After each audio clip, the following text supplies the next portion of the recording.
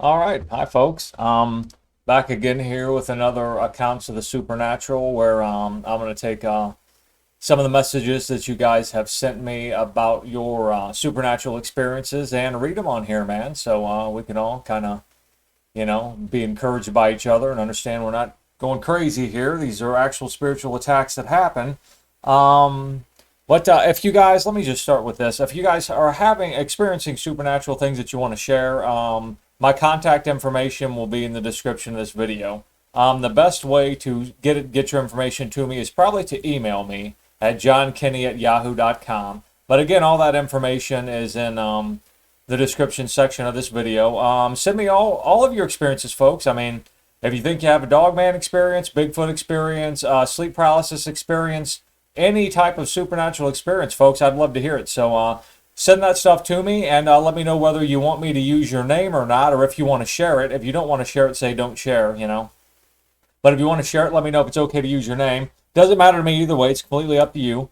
And I will definitely share your experience in one of these videos. I think it's great for all of us to get together and talk about this type of stuff. That's why I wanted to start doing this. But anyways, I've got two experiences for you today, two messages. Let's go ahead and you're probably wondering why I've got this snake type being on the screen. Folks, this is what's called a widget, okay, or a wadjet. Wadjet, okay? It's from like the Egyptian mythologies type of stuff. It's like a goddess feminine snake, and I haven't had a chance to research it thoroughly, but the reason I have this here is because I have a great account of one of these attempted possessions by these beings, folks, okay? And I suspect that it might be linked to the woman who was possessed with the spirit of divination, or python in the Greek, folks, which is another snake, right? And I wanted to kind of explain that kind of stuff to you, and I've got an account coming up of that. So I want just kind of, it's just easier to get an understanding of what people are talking about when, we can take some of this art and just kind of give you a basic idea of what's being discussed here. But just remember, it's a feminine cobra type of spirit. Now, the woman in the Bible, it was the Greek word python, right? And I think that is that's linked to the python snake, which wraps around you and chokes you, not necessarily a cobra, right? They're different breeds, species, whatever you want to call it, right? But anyways, these serpentine beings, if you've listened to me before, I've told you before that I believe there are different types of these beings. Like in the Bible, the serpent in the Bible that tricked Eve into eating the apple and then or eating the piece of fruit. It wasn't actually an apple; it was a piece of fruit. But she tricked Eve into eating the piece of fruit, and then Adam did it because Eve did it. Whatever that being, it's called serpent in English, but that word is nakash. It means shiny serpent.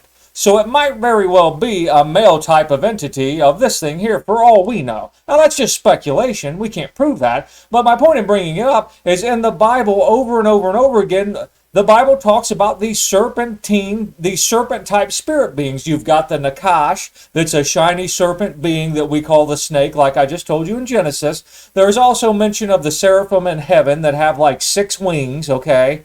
And there's mention in there like when Moses put I believe the actual words, when Moses put the serpent up on the pole, the bronze serpent, right? And he held it up, and the Israelites had to look to that serpent to be healed because they were being bitten by poisonous snakes. It could have been spiritual too. I can't remember where that is in the Bible, but that's an actual thing that happened, right? And the words described in the Bible in the ancient Hebrew to describe that being, one word is seraph, okay? And then you've got nakash. And I wonder if if nakash is not a general term for a serpent type of being, and then seraph is it's not as obscure a term, it's a more specific term for that type. I've spoken about that before in other videos, and I don't want to get into all that right now. I want to read these experiences, but I do want to give you a background for the second experience I'm going to share with you, so you have a little bit of an idea what this person's talking about and what I'm talking about and why I think it's relevant. Anyways, all right, let's get to the experiences here. All right, the first one I got for you today is from a gentleman named Adam. Adam, thank you for sending in your experience. I really appreciate it, and let's get to it. Here's Adam's message to us. Hello, you can use my name. Please correct any grammar or spelling errors because English is not my native language. Once I got sleep paralysis when I was sleeping on my abdomen. It was strange because I always had it while lying on my back. I had no fear, but there were strong vibrations over my body. Okay, I'm going to stop the message right there. Just reiterate. Folks, over and over and over again, when people experiences these type of spiritual attacks, there is like a static electricity in the air and or heavy vibrations. I remember one time I experienced sleep paralysis. Or no, this wasn't sleep paralysis. This was actually when I just woke up and I could feel it in the air. There was like a static charge in the air, and the air was so dense and thick. I felt like that if I swung my hand out and moved it through the air, that there would actually be resistance in the air because the air just felt so thick. And there was a heavy vibration in the air that was even making my skin vibrate, folks. It was insane. So when Adam is writing to us about this, it instantly reminds me of the times that I've experienced stuff similar to that. Anyways, let's get back to the letter here. Okay. I had no fear, but there were strong vibrations over my body. And in a few seconds, I had a sensation of being lifted above. Stop the letter right there. Once again, folks, you feel the vibrations, and over and over again, you hear people that have these experiences. If the vibrations get heavy enough, if they can conjure enough energy, they can lift you up out of your body, and you can have an out-of-body experience. Okay, back to the letter. Okay. In a few seconds, I had a sensation of being lifted above. Suddenly, I heard a dog running towards me.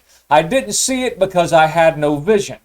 It seems like it just appeared a few meters away from me and started charging immediately. I'm going to stop the letter there. Sounds like, yeah, and if you've ever had these experiences, folks, when you're in the spirit like that, you don't necessarily have to see it to have that knowing in your mind of what's around you. It's like a sixth sense, you know what I mean? Like if you want to give it a corny comic book reference, like your spidey senses tingling, like Spider-Man had that sense where he could sense stuff around him that he didn't necessarily have to see with his eyes, right? So, I mean, that's what, and in the spirit, that's kind of stuff happens, folks. You don't need physical eyes to see in the spirit. It's like a knowing, right? Anyways, let's get back to his letter.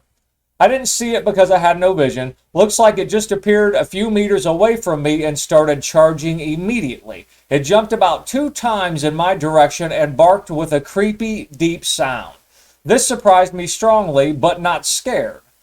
It made me fall down on my bed heavily, back into my body, I guess. For a second after waking up, I could hear a strange echo of his sound, a bit like in the moment of getting general anesthesia right before surgery. I mean, the voice was softened and expanded in time. Okay, I'm going to stop the letter right there, folks. The time dilation experience, or the time slowdown, or time manipulation is so common, folks, in these type of experiences and in UFO alien type abduction experiences, folks, and people in the woods who get a creepy feeling in there, and maybe they have like a Bigfoot sighting or a Sasquatch sighting, and then they start trying to make their way away from that sound. They often report time dilation, folks. The time is being manipulated, which if you've heard me speak before, like in the Bible, Paul talks about how the universe is into decay, and it's my speculation that he might be talking about like the decay we're in is like a time decay. Why do things rust, folks? The passing of time. Why do people get old? It's the passing of time. A lot of people have speculated, and I speculate too, literally, the trick might be, in my opinion, that when Eve ate the fruit, folks, that enabled Satan to trap us in a time trap, in which time, and we know that time is part of our dimension. We have length, width, and height of the spatial dimensions that we can perceive, and the fourth dimension that human beings can perceive in this reality is space-time, and they are linked, right? Okay, and through the passing of time, stuff gets old, right? These beings, whatever, in the spirit, or when you get at that in between and you're in the spirit realms, it seems that time dilation is a thing that happens. Time slows down, or sometimes doesn't even seem to be passing, folks, right? And it's just something very interesting I wanted to throw in there. And another thing, too, time is linked to gravity, folks, okay? When astronauts are in the space shuttles, folks, and they launch into space, when they get up a certain distance away, folks, time is actually slower for them than it is for us on Earth, because they are experiencing less gravity the further they get away from Earth, and gravity causes time. causes time to pass faster. And the further you get out of gravity, the slower time passes, folks. That's something very interesting about physics. I encourage y'all to research if you're interested in that. All right, let's get back to the letter. Where was I? Okay. For a second after waking up, I could hear a strange echo of his sound, a bit like in the moment of getting general anesthesia right before surgery. I mean, the voice was softened and expanded in time. Recently, I discovered on my own it could be some kind of hellhound who approached me. As you can read somewhere, Cerber, I believe he's referring to Cerberus, like hound of hell, or one of the spiritual, like, rulers in hell. It's like Hades' friend, I believe, or something. It's got 3 heads. Okay, I'm going to get back to his letter, but I just want to... Cerberus, I believe, is what he's referring to. As you can read somewhere, Cerber is Hades' guardian, known for keeping dead people from gaining access to the living world and vice versa. Although I heard only 1 bark, not 3. Stop the letter. I think he's saying he heard 1 bark instead of 3, and a reference because Cerberus is supposed to have 3 heads. All right, back to the letter. In my opinion, it just prevented me from astral travel to make sure I wouldn't develop myself in this way. It had perfect timing. I didn't expect nor want to have an out-of-body experience that day. Good beings don't attack humans. So what was that? Adam. Okay, that's the end of the letter, folks. Okay. What was that? In my opinion, folks, obviously he's having a spiritual experience.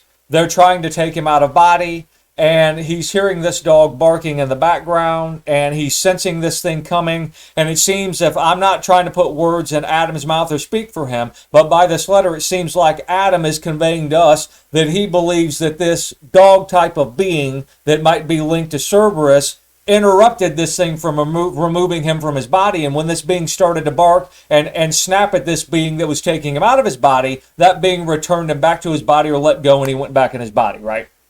Now, my own personal opinion, Adam, first of all, thank you for the message. I appreciate it. And a lot of people experience similar stuff, and it's great we can talk about this stuff. I personally, I'm not sure that I would consider this Cerberus thing a friend of human beings. I'm not sure that I would consider like a hellhound dog or something like that. I mean, I don't believe they're trying to help us. I do believe, though, that the demonic kingdom is structured like a military, and maybe this entity was kind of breaking the rules by taking you out of body because it didn't have the spiritual rights to do so. And maybe this dog is an enforcer type of being to keep the lesser beings in line, And again, I'll go to when Paul says that, our enemy is not flesh and blood. It's spiritual wickedness in high places. I believe he mentions thrones, principalities, stuff like that. Those are all different levels of authority in the demonic kingdom, folks. Again, go to Psalm 82 when God is talking about the gods, little g, the angelic beings that are assigned over mankind, and he's telling them to start treating human beings correctly, and he tells them that they will be judged and they will actually die like a man,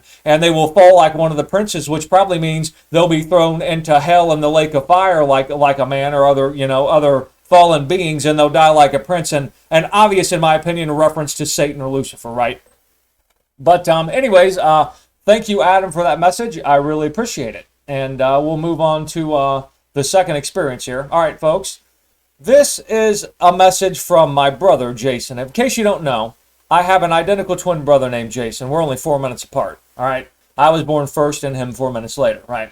This is an experience, and he's had a lot of crazy supernatural experiences too, but for whatever reason, if you get him talking about it, he will definitely share his experiences with you, but he's a little more guarded. I think he's a little more prone not to waste his time on people that he thinks won't understand what he's talking about, to where I'll talk about it to anybody, whether I think you believe me or not, or whether I think that you can understand what I'm saying. I'll go ahead and give it a shot. He's a little more guarded, but he's definitely will tell you the truth if you ask him.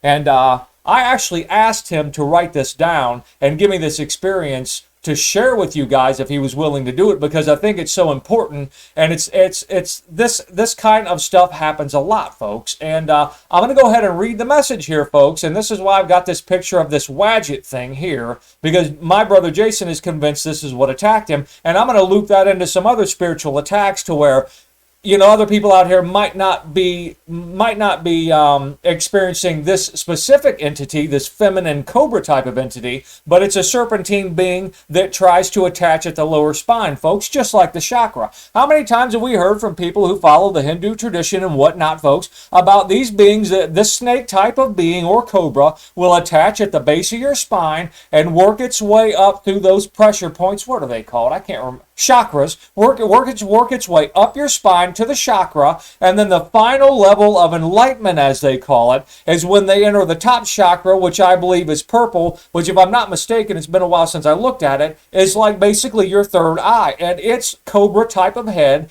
and in symbology and in spirit will settle on top of your head for a full possession, right? That stuff is all over the New Age, folks. New Age people talk about those experiences all the time, but they try to present it in a positive light, like you're being enlightened. And you know my take on it, folks. That is a demonic possession, right? This spiritual entity has attached to you and taken over your body, right? And folks, if you read the accounts from people in the New Age, literally they will tell you they lose control of their body, they shake uncontrollably sometimes, they fall down on the ground and flop around. I mean, all kinds of issues with involuntary bodily movement, folks, and just all kinds of crazy sensations, deep chills, and health issues. Folks, it's absolutely insane. But anyways, let's get to this letter here, folks. This is from my brother Jason, and here is the letter.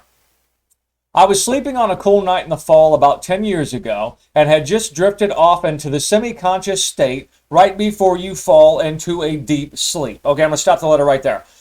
Those of you that have experienced sleep paralysis and understand this, you know that's typically, not every time, but that typically can be a prime time to have a sleep paralysis experience, is when you start to drift and you're in that semi-conscious in-between state, right? All right, let's get back to the letter.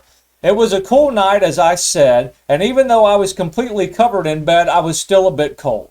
This entity, of which I would later perceive to be a wadjet, that's this little gal right here, folks, right?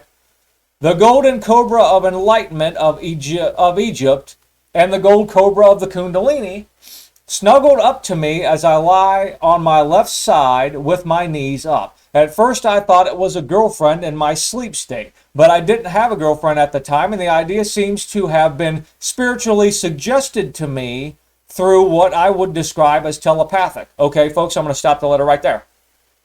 Over and over and over again, how many of us have experienced that? You're in that semi-conscious state and something's like trying to cuddle up to you in like a spiritual sleep paralysis type state, and it's taking a form of someone you know, or telepathically suggesting to you that it is someone you know, to try to get you to allow it to snuggle up to you by trying to deceive you into thinking that it's something else, right? Derek Gilbert's wife, Sharon Gilbert, talks often in public, and people ridicule her for it, and I hate that people do that, because she's telling people the truth about an experience she had in which a demonic entity tried to impersonate her husband, and she told the thing, "You're not my husband," and it actually, I can't remember the name it gave, but it actually gave her name and tried to convince her to let it have like a physical relationship with her, folks. It's a very interesting thing, and you know what? God bless Sharon Gilbert for telling the truth, you know. I appreciate that kind of stuff. Anyways, let's get back to this message here from my brother. At first I thought it was a girlfriend in my sleep state, but I didn't have a girlfriend at the time, and the idea seems to have been spiritually suggested to me through what I would describe as telepathic. I suddenly thought after about 10 seconds, wait a minute, I don't have a girlfriend, and then I started to try and raise up out of the bed and try to figure out who crawled in bed next to me, but in my sleep state I couldn't move. I then engaged into a spiritual combat almost identical to sleep paralysis, of which I've had many battles, but that's another story. So I fought, trying to buck this thing off and awaken from the sleep paralysis. This golden cobra, which would have been about 4 to 5 feet tall and 100 pounds give or take, took her tail. I perceived her as a golden cobra and a female through the spirit, just like one would know 1 + 1 = 2. I'm going to stop the letter right there. Once again, folks, it's like a spiritual knowing, just like I spoke about when Adam in the first letter spoke about how he didn't necessarily see this dog type of being that was there, but he perceived it in the spirit and actually knew the location of it and knew that it was coming towards him. Once again, when you get in the spirit, you don't need your physical eye to comprehend where things are in the spirit realms. You know. It's like a knowing. She took her tail and attached it to my lower spine, right by the lowest vertebrae, in an attempt to control me. It reminded me of a child of around 3 to 5 years old that an adult would grab by the back of the pants or by the belt to control them to stop them from running off. She started losing the battle of control to me as I was thinking, Jesus help. Just like calling to a friend, and she tried to force her head down onto my head in this spirit form, like setting her neck and chin over my head from the back and literally trying to press herself into me while she had control of my back via her tail that she had attached to my lower spine. Okay, I'm going to stop the letter right there, folks. A lot of people believe that is why when we see these demonic entities that have hoods, well, I won't say a lot of people, but some people wonder if that's not the image that you're projecting to us, but what that hood is just a projection in our minds, and it is actually like the cobra shape of their head. Right now, I don't know if that's real or not, but if you stop and think about the shape of a cobra when it's bowed up, it is very similar to how a person appears when they have a hood on their head, the way the hood sets on their head and bows out on the sides and comes down to rest on their shoulders, right? Just wanted to throw that in there. Okay. Back to Jason's letter here. She started losing the battle of control to me as I was thinking, Jesus help, just like calling to a friend, and she tried to force her head down into my head in this spirit form, like setting her neck and chin over my head from the back and literally trying to press herself into me while she had control of my back via her tail that she had attached to my lower spine. Okay, I'm going to stop that letter again, folks. This, in my opinion, is an attempted possession. This being tried to enter his body by getting some type of control over his lower spine around what some would call a chakra point, and then press and take full possession of him by setting its spiritual body or its head down in there and take control of of his mind, And to me, folks, and I've heard these type of possessions over and over again, and all this, and a lot of people call this full enlightenment. Folks, this is not enlightenment. This is demonic possession, right? If you're a Christian, these beings are our enemies, right? All right, back to the letter. She finally gave up and let go after a 30-second to a minute struggle by my accounting. When she took off, she was just gone like she flew away, and I woke up immediately and raised up in my bed. Thanked Jesus for helping me and went back to sleep without a problem as the Holy Spirit was with me. The Holy Spirit being present in a strong way is common for me when sleep paralysis bouts happen, and I always sleep like a baby afterward because of his peace that comes over me. Now, I was not studying the Kundalini spirit nor wadjet of Egypt, but after thinking about it for a while, I remembered that recently I had heard Pastor Charles Lawson talk about this on Zion 4131's YouTube channel. And I believe Jesus wanted me to see my enemy and the enemy of his people for my testimony to help people better understand that they are not alone in spiritual battles, and I know his power and to call on his name. I was safe in his power the whole time, almost like a training program, and I've had more than one scrap with spirits, but that's other stories for other times. So in conclusion, be mindful of what you expose yourself to, because it can absolutely lead to demonic and unclean spirit attachment. Make sure the Holy Spirit is leading you in your studies. Pray for guidance, and remember Mark 16:15-18, when it discusses taking up serpents, it means to remove, to take up, away. Go ye into all the world, that's the call, and with Jesus Christ's name, these powers are given to us to conquer, and if this is something you've experienced, it's probably because you're being trained to move in and handle the power of Jesus Christ in these last days, in my opinion. God bless you all in Jesus' mighty name, and pray always that you be accounted worthy to escape the things that are coming on this earth, and also that you're fit unto every good work, and destroy the works of Satan and his unclean spirits and demons while you're here.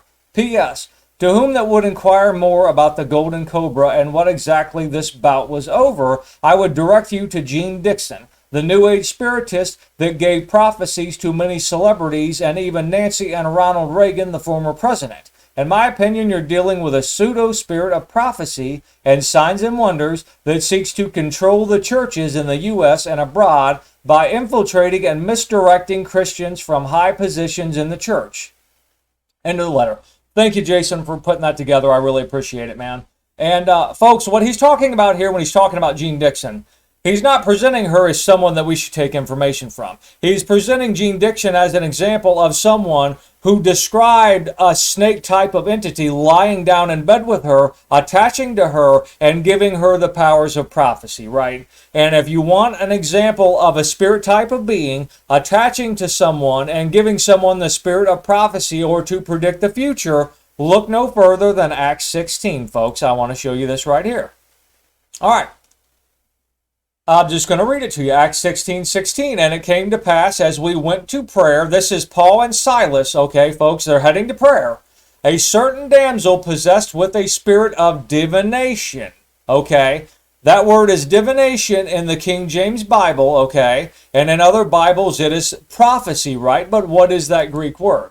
It is Python or Python, python, folks. That's where we get the English words python. It is linked to a snake-type being, okay? The name of the region where Delphi, the seat of the famous oracle, was located. A python, that is, by analogy with a supposed diviner. Inspiration, soothsaying, divination, right? Okay, folks, there is something about these serpent-type beings that over and over again, whether it is Christian theology or it is worldly pagan theology, these serpent beings are linked to knowledge and they are linked to prophecy to tell the future. Now, I've told you folks before, I do not believe that these beings can see into the future. I believe, like in the Bible, when Satan went to God and told God that he wanted to test Job, God told Satan, okay, you can do anything you want to Job except don't kill Job, okay? And Satan went away. Now at this point, Job knew nothing of this conversation. He did not know God gave Satan this permission to try him like this. And if you're Satan, what would you do if you want Job to come to you? You need to create a situation in which human beings think they need you. And if you want someone to need you, then you need to know something they don't. So put yourself in Satan's shoes. Wouldn't you send one of your prophetesses or prophets that is possessed by these spirits to go to Job before you attack him and say, oh, Job, bad news for you, buddy. Your God has let you down. You're going to experience absolute hell on earth for the next couple years, buddy. Good luck with that. If you need any help, I might be able to help you. Come and see me. That's how that would work, folks. And there would be Job, obviously, probably, would deny the actual actually would deny that this being had these powers, or that if it did, it wouldn't overtrump God, but then go through absolute hell on earth while he's tried by Satan, and God let him do it, folks. You understand how dangerous that is, and how that would be a temptation that Job would have to go see this prophet and see if this prophet had any idea on when this stuff would end, or if he's going to live through it. That's how this stuff is so dangerous, folks. I mean, curiosity is a part of testing, folks. We can get ourselves into trouble, right? Anyways, I just wanted to throw that out there, folks, and give you my 2 cents, and I'm going to show you some images here, all right? Here we've got this being that people call a wadjet, all right? This is somebody's take on this being, but let me show you some other things so you're familiar if you see it, you know. You see this type of iconography in other places, right? Here's another thing. This is like, you know, I don't know if this is actually a legitimate Egyptian portrait or depiction of this being, but people say this is a wadjet, right? A feminine serpent being. Here's another, you know, of course, contemporary times take on a wadjet. There's the one I've showed you previously. And here's another one. This one was actually in the tomb of, let me see here. I've got her name here. This is in Nefertiti's tomb, and they date this back to 2070 BC, folks. Okay, so this type of spirit entity possessing people is not new, right? I've got some other pictures I want to show you, folks. Where do I have it? I think I've got it in here. Hold on a minute. All right. This right here, folks. This is a drawing of a man. It looks like his last name is Wilson. I can't make out, I don't know what that would be. But as you can see, he's sitting here in the lotus, the lotus stance or whatever you want to call it. And you can see the shade, the demon, the shadow that's around him while he's in this lotus position. And you can even see it's transfiguring his face into a serpentine, a serpent type of being, folks. This is somebody's drawing of their experience. Here's another one, folks. We've got some artwork. You've got this being on the outside of this human being, and it's in possession of this human being. That is what I believe is being depicted. Here is another artist's rendering of what happened to them, and notice that this being behind them seems to be a serpentine type of being with its hand attached to the lower spine, right? Working its way up the spine of the chakras for a full possession. Here's another artist rendering of these serpent type of beings, and oftentimes they're described with having wings, right? Some people depict the wadjet as having wings. My brother Jason said he felt like the thing flew off. Now, whether it actually has wings in the spirit or if they can just fly away or at least give us that perception, folks, who knows? Well, once again, you've got another artist depiction of a possession, right? This stuff's very, very common when you start researching this type of stuff. But, anyways, folks, that's all I have for you today. Thanks a lot for listening to this video. And again, folks, if you have a spiritual experience that you want to share with me, if you just want to share it with me and you don't want me to make it public or share it in a video, I won't. And if you do, tell me to share it in the group and let me know whether you want me to use your name or not. It doesn't matter to me. It's just up to you, right? But all my contact information is in the description of this video, folks. The best way to get me this information in which I can use it as quickly as I can, I would prefer that you email it to me at johnkenny@yahoo.com. But if you want to send it to me on Facebook, however you want to do it, do it. It just might take me a little bit longer to get to it if you don't email it to me, because I'm checking and using this specific email to receive spiritual experiences from people for these types of videos, folks. But yeah, please, if you've had any type of spiritual experience, whether you were awake or asleep, whether it was a sleep paralysis experience, a demonic experience, a Bigfoot Sasquatch type experience, a dogman experience, a Mothman experience, anything that you have experienced, folks, send it to me, folks. And if you send it to me, I'll put it in a video and share it, folks. So until next time, God bless you all in Jesus' name.